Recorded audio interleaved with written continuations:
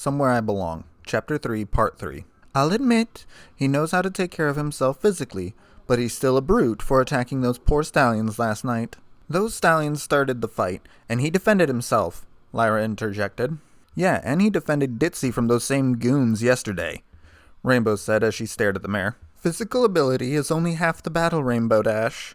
What truly matters is if he is courteous and kind to a mare, which is what I will be assessing during his fitting, she said as she walked back upstairs. Rainbow and Lyra rolled their eyes and let out a sigh.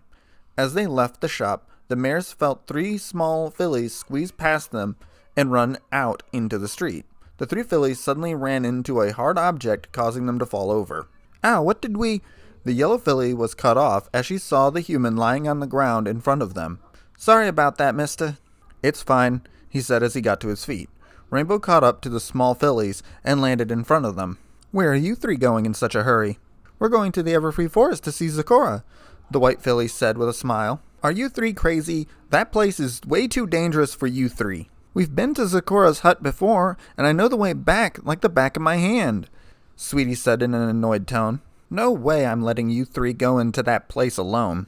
I'll go with them, Isaac interjected. What? The group said in surprise. I don't mind. That place is really, really creepy, Dash said. I'm sure I can handle a forest, Dash, he said as he raised an eyebrow. I'll come too, she said with a grin. It'd suck if you got killed on your second day here. All right, let's go, the orange Pegasus said as she and the other 2 girls ran ahead. Kids, what can you do?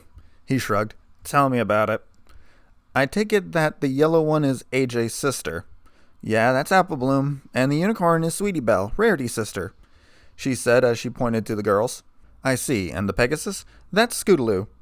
Let me guess, your sister. No, but she looks up to me like one. What about you? Nope, it's just me. The 2 suddenly came upon the forest's edge and ventured in after the fillies. Isaac felt the forest engulf him and the others as they made their way through the maze of trees and shrubs. As they went deeper into the brush, Isaac felt Rainbow grab his arm once or twice when she heard a noise or saw a bush move. Here we are, Apple Bloom said as they stopped in front of a hut. Hello, are you there, Zecora? The door opened to reveal a slightly taller pony with stripes running across her body, tail, and mane, which was styled in a mohawk fashion. Must be a zebra, Isaac thought. What have we here? Why, it's Apple Bloom, my dear, she said with a smile. The zebra then noticed the familiar cyan mare and the guest. Who stands before my hut? Rainbow, who is this nut? This is Isaac. Hello. I've never seen another pony like you, this is true, she said as she looked at Rainbow. Well, I'm a human, Isaac said with a weak grin. Zecora nodded and the ponies went inside and started to chat. Isaac explained his trip into the magical land and what had happened to him since his arrival. Rainbow glanced at her phone and her eyes shrank. Uh-oh, I gotta go. See you tomorrow, Isaac, she said as she raced out the door. Come on, girls, it's time to go. Aw, do we have to? Sweetie Belle whined. Sorry, but yes, your sisters will kill me if you aren't home on time. The fillies sighed and got to their feet. Isaac said goodbye to Zecora, and the group walked out of the forest in silence. As they reached the edge, Sweetie Belle let out an audible gasp. What's wrong? I left my bag at Zecora's hut, she said as she face-palmed. Can we get it tomorrow? No, my bag has our school project that we've spent weeks working on. Isaac scratched his head and let out a heavy sigh. All right, I'll go back and get it. You 3 head home. Tell the others where I am, and if I'm not back in an hour, then bring the cavalry, he said as he made his way back into the forest. Luckily, it was still somewhat light out, and he could see the pathway with ease. He soon reached Zecora's hut and knocked on the door. What's a surprise? What brings you before my eyes? Sweetie forgot her school bag here, and I came back to get it. The zebra nodded and handed him the small backpack. Thanks, he said as he began to walk away from the hut. As the sky got darker, it became increasingly difficult to see the path in front of him. He tripped over a log and fell into a patch of plants. He quickly got up and continued on his way. As Isaac neared the exit to the forest, he heard a few familiar voices coming from it.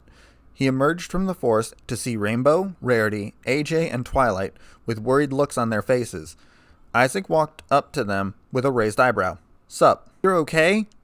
Rainbow yelled as she flew up to him. Why wouldn't I be?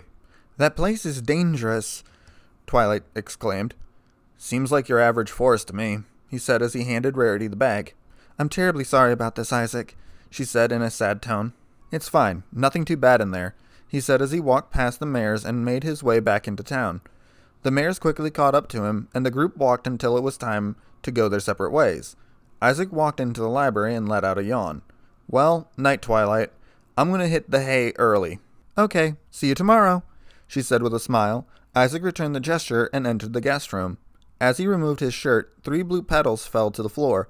Isaac picked them up and threw them in the garbage can. He felt a little odd as he laid his head on the pillow and drifted off to sleep.